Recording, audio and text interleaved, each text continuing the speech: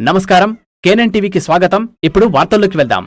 నియోజకవర్గ అన్ని మండలాల అధ్యక్షులకు మరియు ఈ కార్యక్రమానికి ముఖ్య అతిథిగా విచ్చేసిన అగ్రో చైర్మన్ పెద్దలు కాసుల బాలరాజ్ గారికి, అలాగే ఈ కార్యక్రమానికి విచ్చేసిన పెద్దలు మాజీ డిసిసి అధ్యక్షులు పోచారం భాస్కర్ రెడ్డి గారికి, అలాగే ఈ కార్యక్రమానికి విచ్చేసిన బ్లాక్ కాంగ్రెస్ అధ్యక్షులు అసద్ భాయ్ గారికి, మరియు పార్టీ మండల అధ్యక్షులకు, నియోజకవర్గాల అన్ని మండలాల నుంచి విచ్చేసిన యువజన కార్యకర్తలకు, నాయకులకు అందరు కూడా నమస్కారం తెలియజేస్తున్నాం.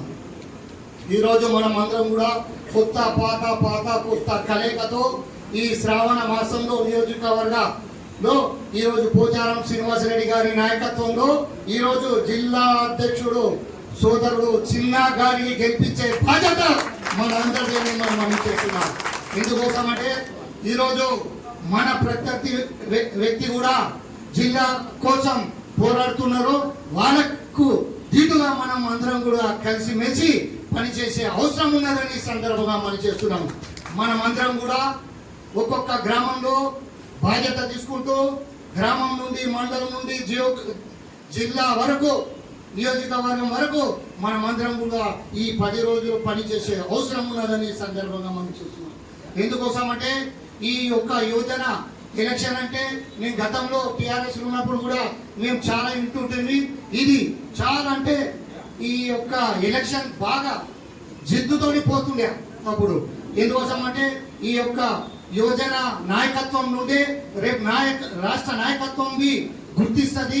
యువజన నాయకత్వము కాంగ్రెస్ పార్టీలో ప్రత్యేక స్థానం ఉన్నదని సందర్భంగా మనం చేస్తున్నాం.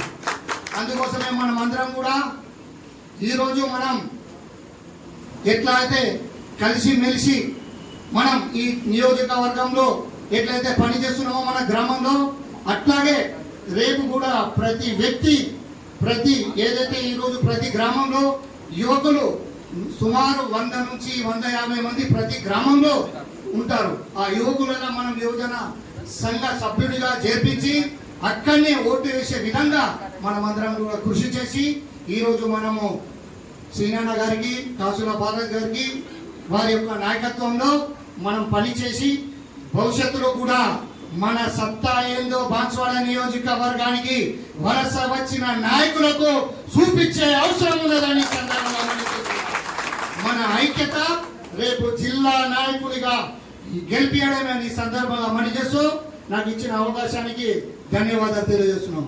జై తెలంగాణ.